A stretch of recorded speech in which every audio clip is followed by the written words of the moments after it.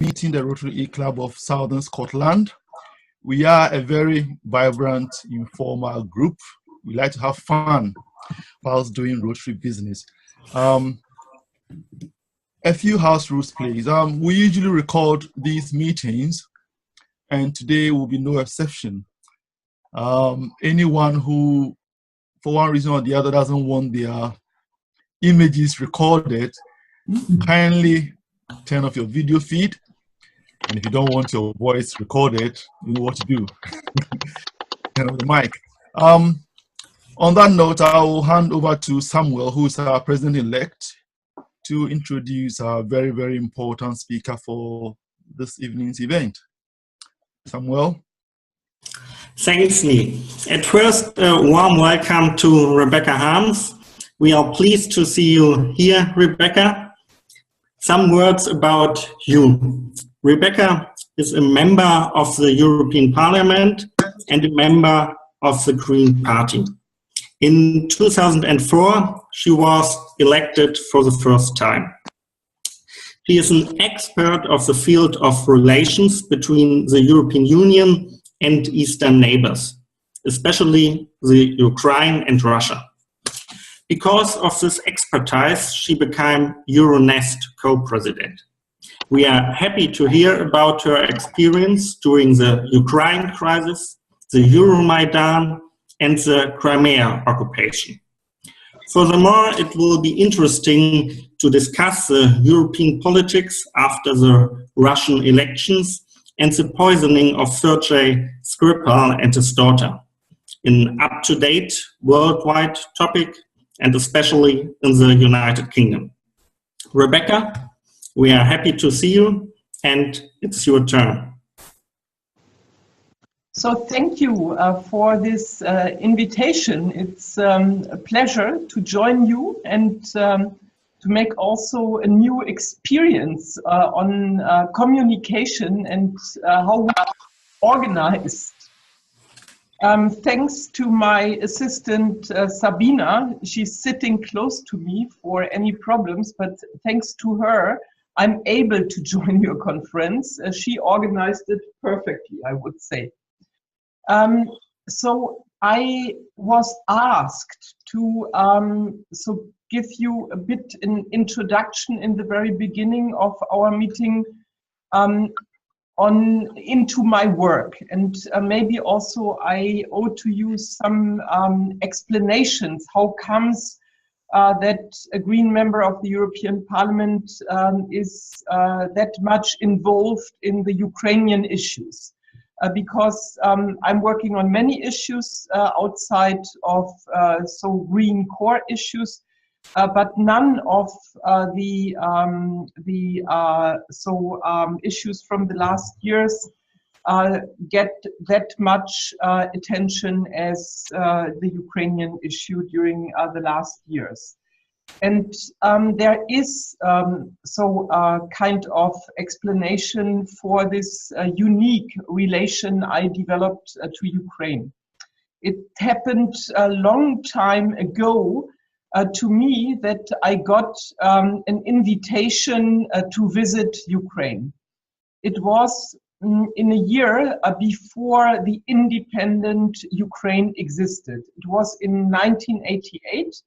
And the invitation came from a pen club, the Writers Club of Soviet Union.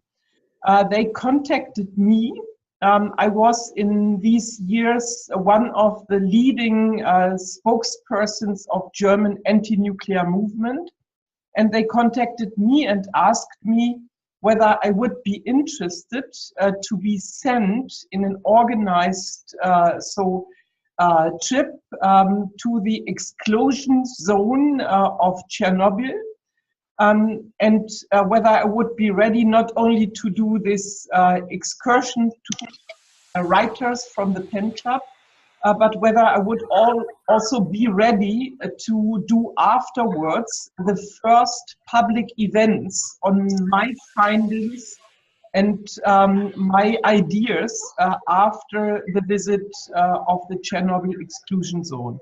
So 2 years after the catastrophe of Chernobyl, against the resistance of my husband, I have to admit, I visited a Chernobyl exclusion zone. I was accompanied by writers from Ukraine. What I did not know, what I learned only afterwards, was that those writers were also known as dissidents already during that period of glasnost and perestroika. And so these days I spent in the autumn of 1988 in Kiev, in the Chernobyl exclusion zone, and also in Moscow, connected me in a very, very specific or unique way to the destiny of this region. I was from that visit on always in contact with those people who had accompanied me. I worked during the years after, so from 1988 on, till 2004, until I became member of the European Parliament. I worked to my competencies and possibilities on Chernobyl issues. I was also already known before as the person who had drafted the first report in the European Parliament. I was then an assistant in the European Parliament to a member from Germany, a Green member from Germany, but I was known already before as a person who had drafted the first report on Chernobyl impact on countries of Europe and European Union. So it was very much about this catastrophe, how it impacted Ukraine and the wider region, and not only because of the radiation and the impact of contamination of the environment and food, but also on the issue how politically this catastrophe, which happened during glasnost and perestroika period in Soviet Union, how this impacted the development in the region was one of my issues long before I became a member of the European Parliament. And so since 2004, when I became a member, I had more possibilities to work on Ukraine and the east of the European continent. So I have to admit that one of the reasons why I decided to go to European politics and to leave German politics, one of the reasons was that after the collapse of the Iron Curtain and the Berlin Wall, and after there was the possibility to work on the reunification not only of Germany but of the continent, I choose Brussels as the best place to be if you want to contribute to this reunification process. What I did not know when I decided to come to Brussels was that 2004 would become a crucial moment again for Ukraine. Before my experience during the events on Maidan in 2013-2014, I was already actively participating in the events during Orange Revolution. I think in the winter 2004-2005, I spent all weekends from December to January in Kiev, and developed some of those contacts which I'm profiting from until today. 2013 in Ukraine was really a period in which can you see me? Yeah. Yeah? Okay. No problem. Hello, Benjamin Stark.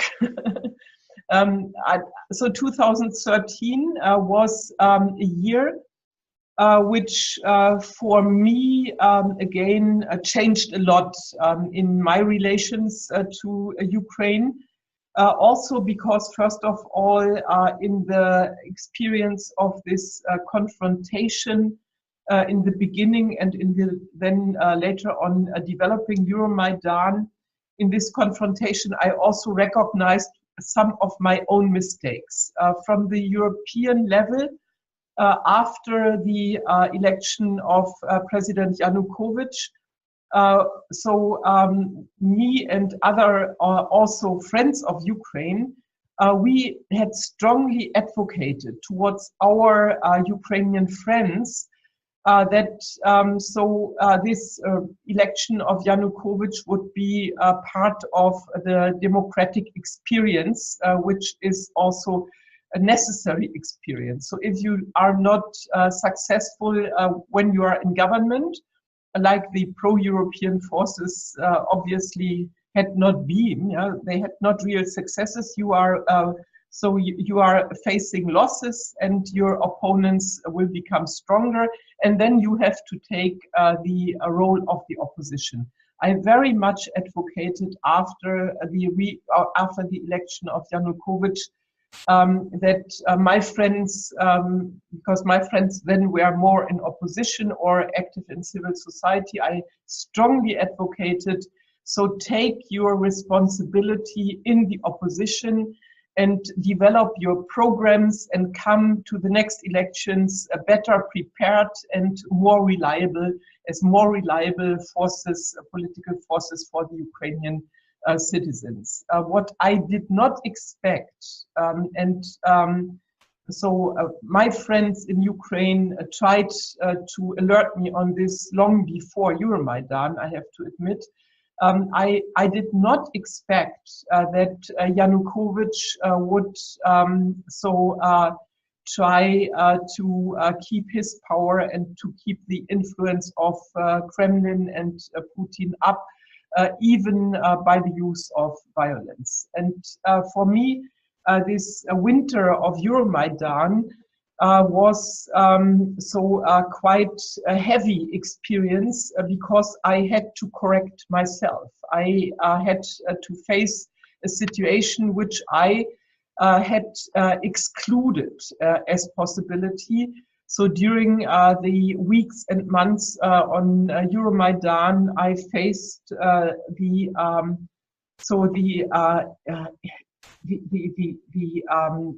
impossible, or what I had seen as impossible, the impossible escalation against a non-violent resistance and revolution. And until today, I feel also a bit responsible for the developments which I faced and which I joined then also actively. Because we could have known better about what was happening under the responsibility of President Yanukovych and under the influence from Russia. So during Euromaidan, I became more and more aware of what could happen after. I saw more and more how strongly Russian war of influence was taking place in Ukraine. And when the annexation of Crimea happened, I was on the one hand not expecting that it happened like it happened, but I was already aware that Russia would not, with no resistance, would allow Ukraine to go the European way. So, I think that Euromaidan and my winter in Kiev in 2013-14, I spent, I think, more than 6 weeks on Maidan. I think that this winter prepared me to what happened afterwards. But on the other hand, I have to admit that the experience of the war in Donbass was changing me. So I think aware of major events in the last 40 years, political events, events in German society, in European society, which impacted me as a politician and as a citizen. But I have to admit there were not many experiences similar to the experience of or during my visits in the war zone of Ukraine. And I'm sure that some of the reasons why Western Europeans are so often so open to follow the Kremlin's arguments on Ukraine, some of partly this openness of Europeans, especially in Western European countries, is connected to the lack of experience of this real war. The Europeans are that much in love with peace that they shy away from making so their own experiences with this awful war, which developed from 2014 in Ukraine, which costed more than 10,000 people their lives in Ukraine. We have no official figures on Russian losses and losses in Eastern Ukrainian. So the losses will be much higher if once we can check what really happened once in the future. For me, the visits in Eastern Ukraine, so the visits and the meetings with soldiers, the visits in places like Avdiivka or Marinka or Slavyansk, only some days after they were freed from Russian occupation. So these experiences for me changed my view on what is necessary and what should be priority in European politics. I'm among those few Greens who are convinced that the security issue for European Union is not a minor issue, but a priority. And that if we do not learn the lessons from the experiences in Ukraine, we will pay later on a high price. So I'm not an advocate for military solutions with Russia. I'm from the very beginning convinced that there is no possibility of a direct military solution with Russia in this conflict.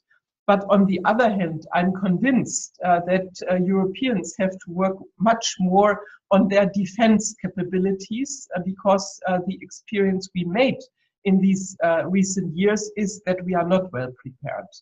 And on the other hand, I think the real battle with the Russians will not be a military battle. The real battle with the Russians is that we have to guarantee that Ukrainian reform process, same is valid for Georgia or for Moldova, so other countries associated to the European Union. Meanwhile, the real success for these countries who have decided, no, the real success, so in this battle Putin forced onto us and onto Ukrainians and others, the real success in this battle, we will find it, we will get it, if we are successfully reforming those countries who have chosen democracy and the EU way for their future. Maybe this is enough for the first introduction, and this gives you already some stuff for your questions. And on new developments like what shall happen after elections in Russia, is there a need for change in relations? or also questions on so necessary reactions to the awful Salisbury poison attacks, chemical attacks in Salisbury. We can do it in the second round.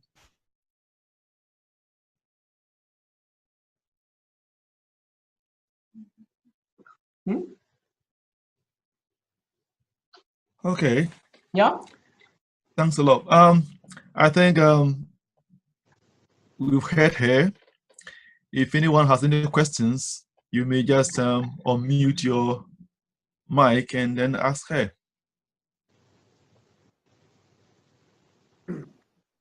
Hello. My interest is that I actually live in Slovakia most of the time, so we have a very small border with Western Ukraine. What is your feeling about the current movement by various politicians in the Visegrad 4 countries that seem to be getting closer and closer to their pre-revolutionary approach of having authoritarian leaders such as Orban, and in Poland? In Slovakia, I'm actually in England at the moment, but in Slovakia we've just lost our Putin fan as Fico, although I suspect that he will almost certainly try to make a Putin-esque type of recovery when the time is right. There is a real worry that Europe doesn't understand the situation in Central and Eastern Europe. And I'm interested in your comments about that. So correct me if I'm not answering your question. I missed the last words, but I have a lot of experience in so at least observing, sometimes assisting the so-called transformation process in Eastern European countries, especially in Ukraine, but also inside of the European Union. And to the backdrop of the experience in these transformations in the societies in Eastern and Central European countries, I would allow me to say that so something like it happened in Hungary or in Poland could have been expected.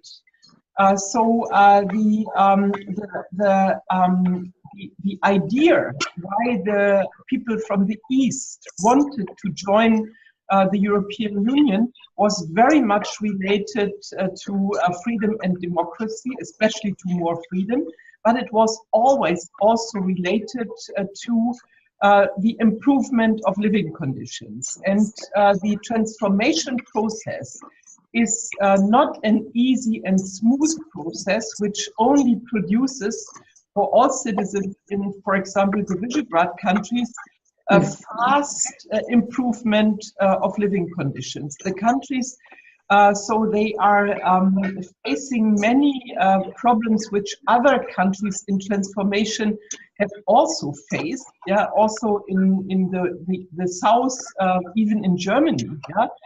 So they have concerns that value-driven processes like the EU is advocating it are forgetting sometimes about the social values. So freedom and democracy is all fine, but if you are witnessing that you are living in a country which is left by the young people with the good skills, which is seen by the West as a place where they can export their expensive products to, or where they can dump the less quality products, yeah, or where they can use the people as workhorses, yeah. Some of these countries see themselves as the workhorses for the West. So we produced altogether a difficult political environment, and it was the opportunities created in this transformation process have been picked up by people like Orban and people like Kaczynski, and that in those countries, so only few decades after the collapse of Warsaw Pact or Soviet Union, that there are still people who think maybe a more authoritarian leadership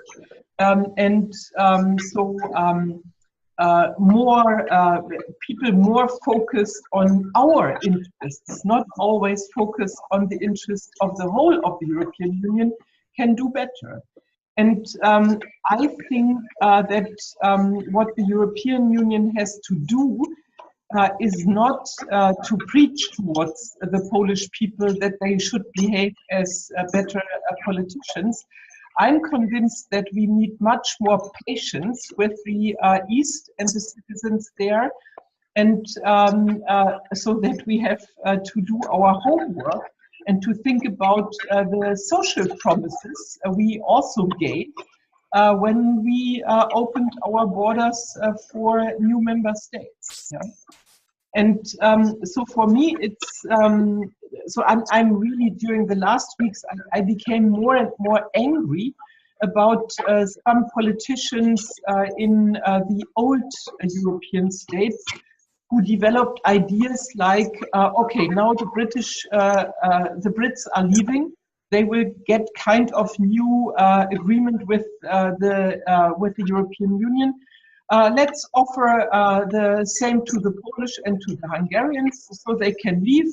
Maybe some say they should leave. We should throw them out and then offer them the same, agreements like we developed with the Brits. I think this is the devil's road. Yeah? So if we follow those propositions, like they came also from my Green friend Joschka Fischer, we will see the fast deconstruction of the European Union. And if some people believe that Paris and Berlin X is enough to stabilize a wider European territory, I don't believe in this. So I think what we developed as an X to Warsaw must be revitalized, and only if we take Poland serious in this need to stabilize the European Union, we will also be able to beat Kaczynski. Thank you. Yeah, Rebecca, I have a question for you. It seems to me that, perestroika was fine, glasnost was fine, and during those days, I think everybody was happy. It seemed like the West had its way. Russia was kind of following, in line. It seems to me that the coming of somebody like the current, Russian leader, Putin, is not really a surprise, because Russia has seen that they've lost so much of their own national self-esteem. And every nation thrives on its national self-esteem. And therefore, people who knew how the Soviet Union was before, the democratization, kind of long for that period of Russia being a superpower. Now, Russia feels jittery because it sees all these, democratized nations on its doorstep, and it's afraid that the same influence might, be unleashed on it. What is the European plan to more or less assure Russia that, look, we are not about unraveling the whole of Russia? Because I think that's the problem, that's the crux of the issue. Yeah. I think Soviet Union, like other colonial or colonial imperialist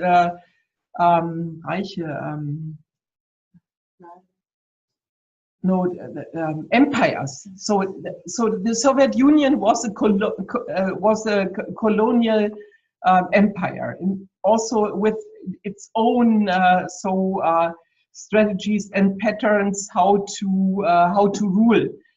So a huge empire. And I never understood the idea in even my own country, Germany, that in 1989 we saw the West winning against Soviet Union.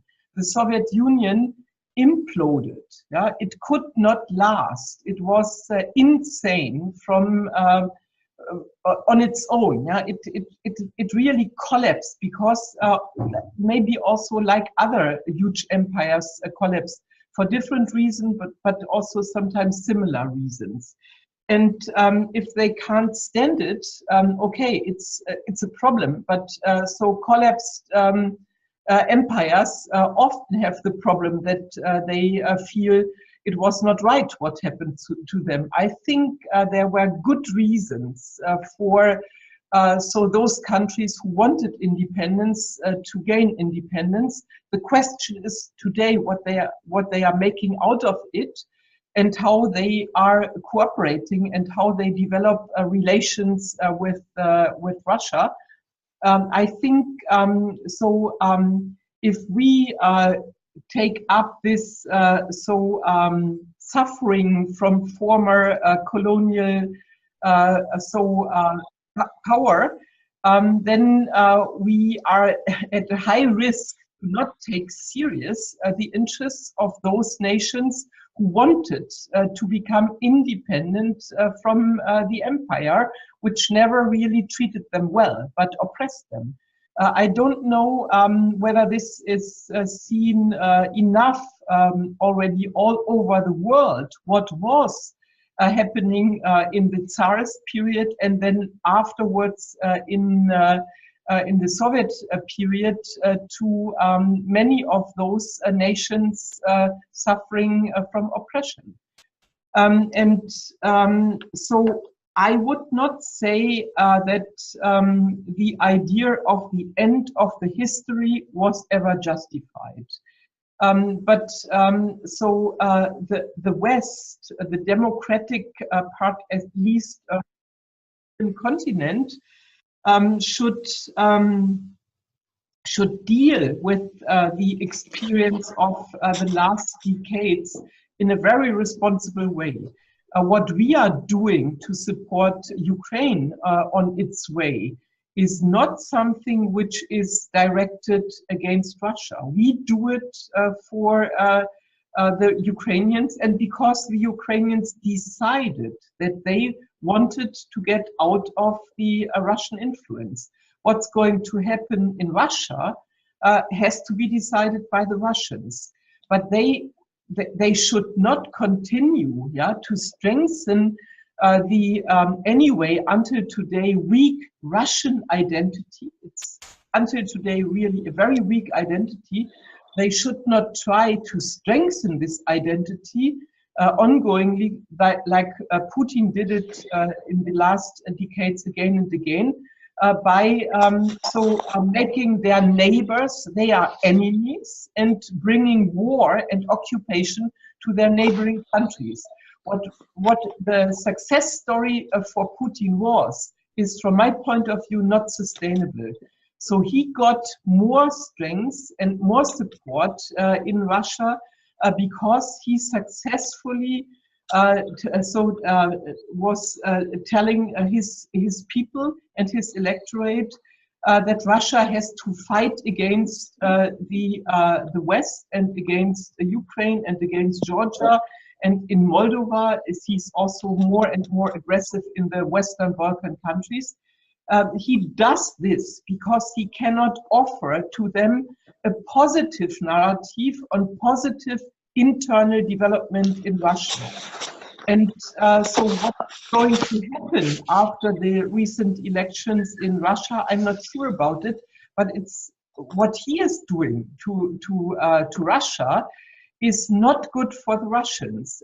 We cannot change it for the moment, but what is our duty is to protect our friends against further aggression.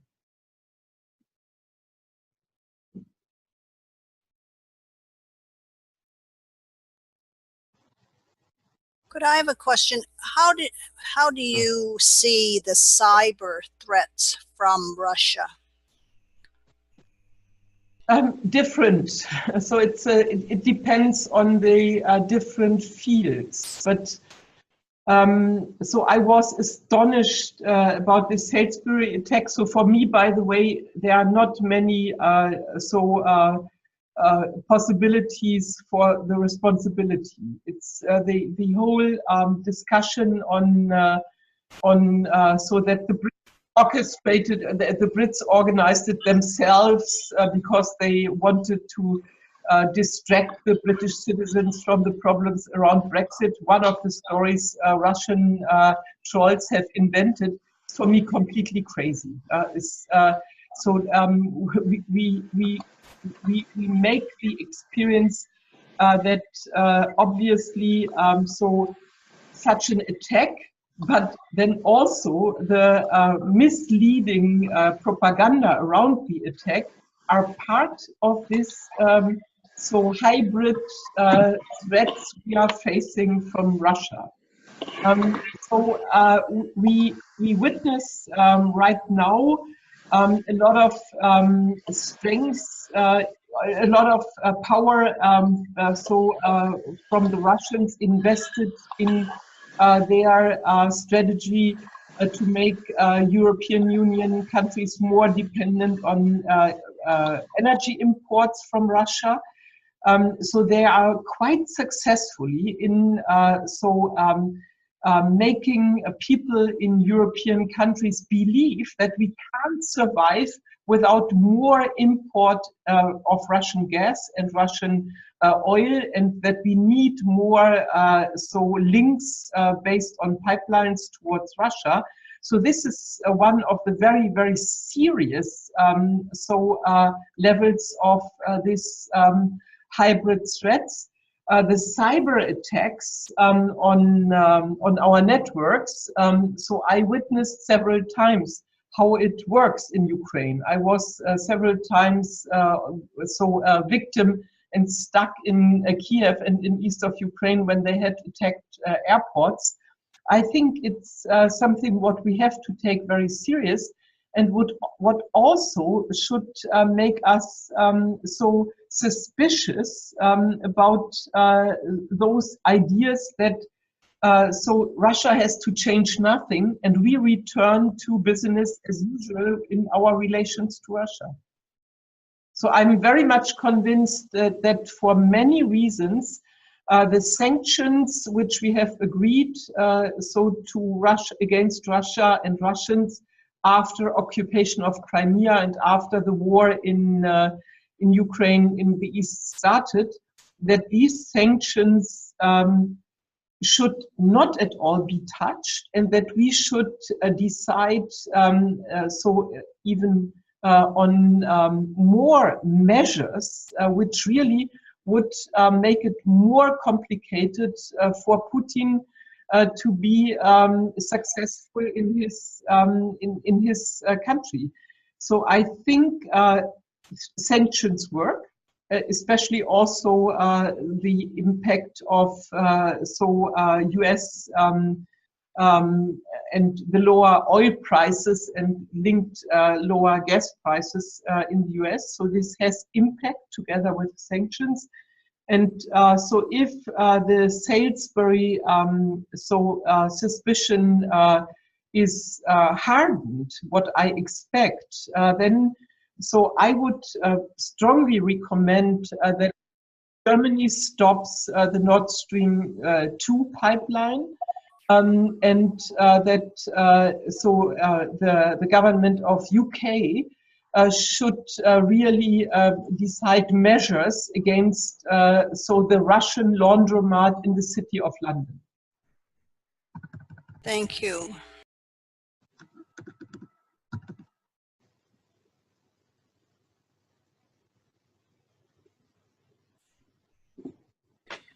Yeah, any more questions, contributions? I'd just like to say that it was quite fascinating to hear you, Rebecca. It's great to be able to all meet up so easily and online. And I noticed you said that you hadn't experienced this sort of meeting before. Do you not do you not have video meetings as an MEP? I make, we use often Skype, but Okay. this format is much more perfect than Skype. I must say I hate Skype because very often it collapses. Yes, yeah. I mean, the one thing about Zoom is that it is actually quite stable, and believe it or not, you can actually have up to 100 people online, which is quite scary, really. Yeah. And most of the eClubs around the world are now adopting Zoom. And I can remember Kitty, 3 years ago when we first started as a club, was trying to persuade us to use Zoom, and at that time we were using something else, but we became convinced quite quickly. So I'd just like to also say thank you to Boyd and to the Southern Scotland eClub for inviting us to come to the meetings. Several of our members are here tonight, and I think it just shows how easy it is to connect with each other and give and share our ideas and our thoughts. So thank you for that. Yeah, maybe for the conclusion and the perspectives.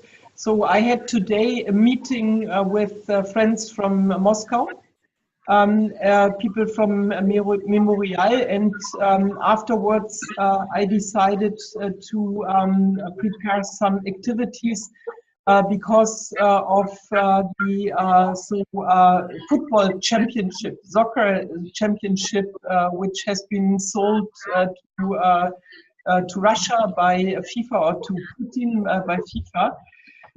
So we are planning to advocate strongly what already Theresa May has said.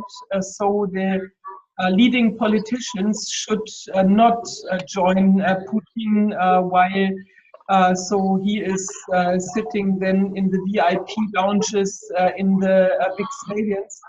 And if people go, so if politicians think it's to go and they can't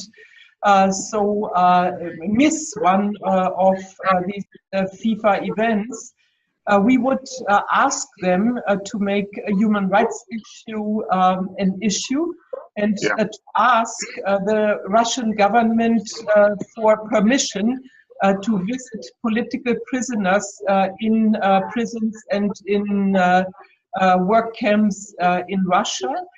There are many. There are nearly 200 people as political prisoners, especially from Ukraine, Crimea, but also from other places. And what we are also try to prepare is so an internet interactive map for all those who are going to travel to Russia, and also for all those soccer teams going to Russia, so that everybody knows if he is in Chechnya or in Central Russia or in the east or in Rostov or wherever, that they all know where in the surroundings of their hotels or the stadiums, where the political prisoners are sitting without any perspective, sometimes sentenced like Oleg Sentsov for 20 years in a prisoner's camp. Yeah. Yeah, Rebecca, I have an issue with that. Mm-hmm. And that is because I think FIFA is apolitical. And don't you think that I can see the point you're making from your perspective, but don't you think if this is carried out, then you come more or less on a collision course with FIFA, because FIFA is apolitical, and if we begin to use football and other games as a political tool, then we are more or less treading on dangerous grounds, because if we go to Russia and we begin trying to look for dissidents and people who have been political prisoners and things like that, and become activists, the Russian state is going to unleash its security apparatus, as it should. and then we're going to create more problems. What do you think? No. So I made my own experience. I once negotiated with Yanukovych governments, with Yanukovych-Azarov government, when they had a European championship in Ukraine and Poland. So also then many European politicians refused to travel. Because, so for example, so Lutsenko, Timoshenko, and other former members of government were all in prison in that period. And we negotiated with, I negotiated with the government of then Ukraine that I would join, the games. But only under the condition that I can visit Timoshenko in prison. And it would be for me impossible to have fun with the German players and to do as if nothing in the same city would be happening, what was, from my point of view, wrong. It worked very well. So we created a lot of attention for the cases and a lot of discussions. Even so in the VIP lounge, I showed a huge poster, free all political prisoners. It was seen in all the media, and I visited also Timoshenko in the prison.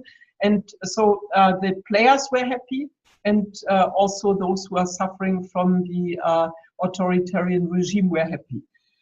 On FIFA, so we are not politicizing FIFA.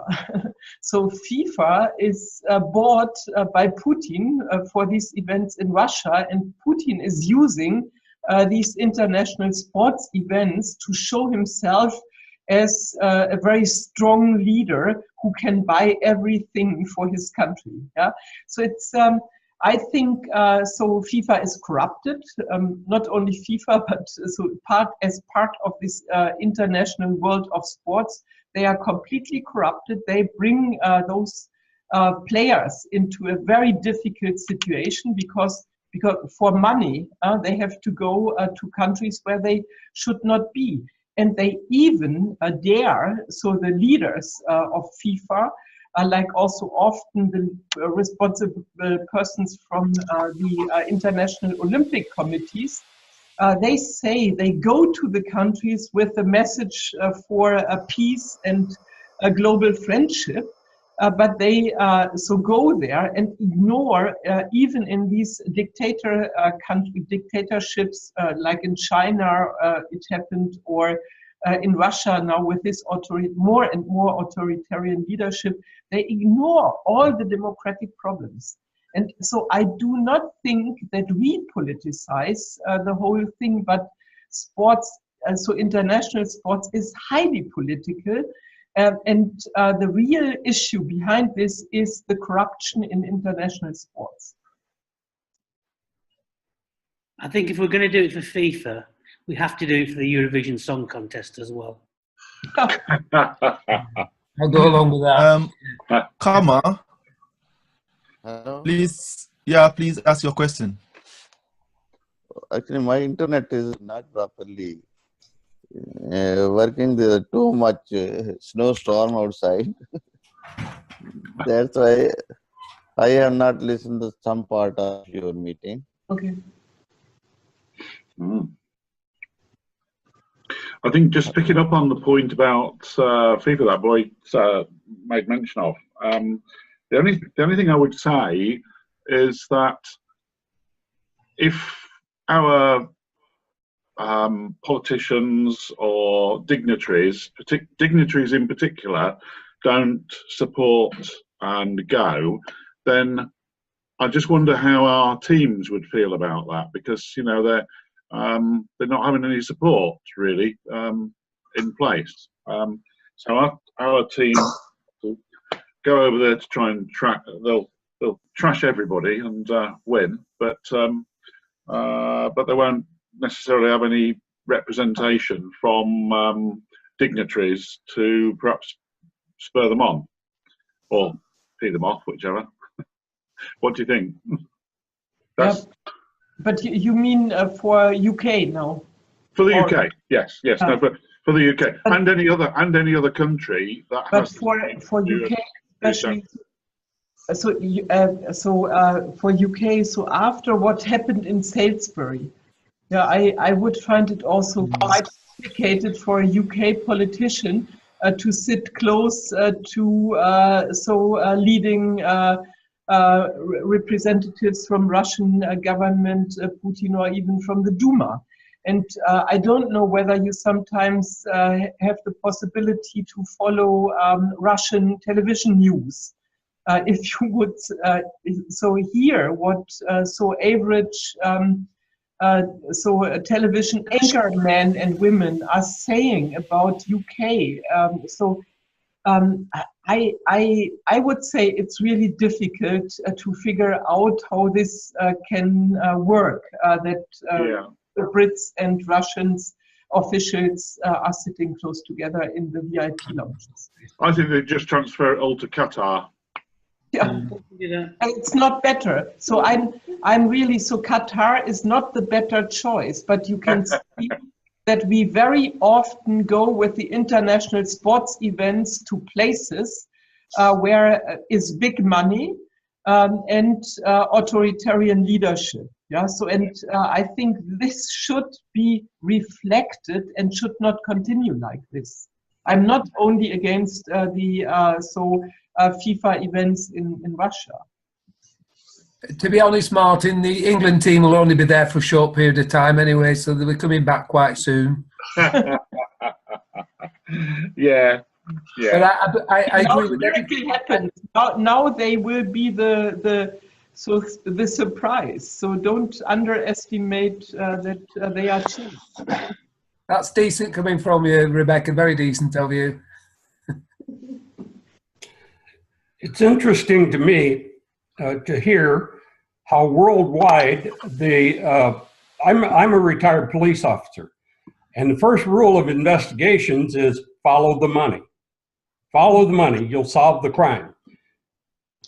It's international. It's all the same. It's all the same. The money rules. The money rules.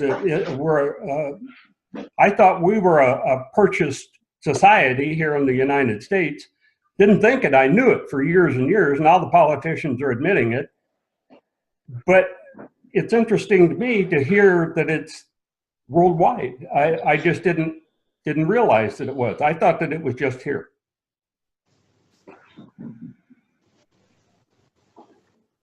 Can I speak? Well, any more interventions? Yeah, me, Adrian. Sure, go ahead. Hello. Can I ask two questions of Rebecca? One is, the first thing is I listened to the sanction argument, and I'm trying to fathom out, I'm nearly 70 years old, in fact, this week, and I'm trying to remember any country where sanctions have actually, especially punitive sanctions, have actually worked on the people who run the country. They usually affect the people who are the poorest, the least able in society. So sanctions don't really work, and I think Zimbabwe is a good example of that. 30, 35 years of basically, and people have just, Mr. Mugabe still lives, and South Africa was the same. It was Cuba has survived for 50 or 60 years. Sanctions, punitive sanctions don't work, and politicians like in the EU and around the world need to find a new way forward to solve these problems. Just to say we're going to cut the gas off, we're not going to give you oil, we're going to stop sending you food, it can't go on like this forever and ever. It's punitive and unnecessary. And when it comes to sport and using sport, the sport may be a very organized, bribe-ridden product, if you want to call it a product, but at the end of the day, it is what it is. And the people who actually play it, the footballers or whatever, they're not necessarily involved in those actions. So what we're looking there as, again, is nationalism. And we're asking countries to withdraw their national teams on the basis of some political decision made elsewhere. It's not fair. Sport must be divided. I do agree with you, Bo. Sport must be divided totally from politics. So I will never forget the Sochi Olympic Games while the war in Ukraine started. And it was a specific experience for me and my anyway high doubts on the real contribution to peace for stemming from Olympic Games. So my doubts were growing during these weeks. Yeah, and so on the sanctions arguments.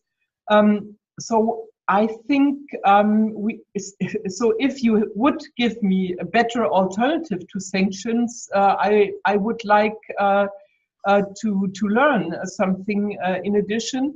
But if you make the experience that a European country like like Russia is from one day to the next so occupying a neighboring country, and then so starting a heavy war, so which really looks like so the big tank battles in we remember from Second and First World War.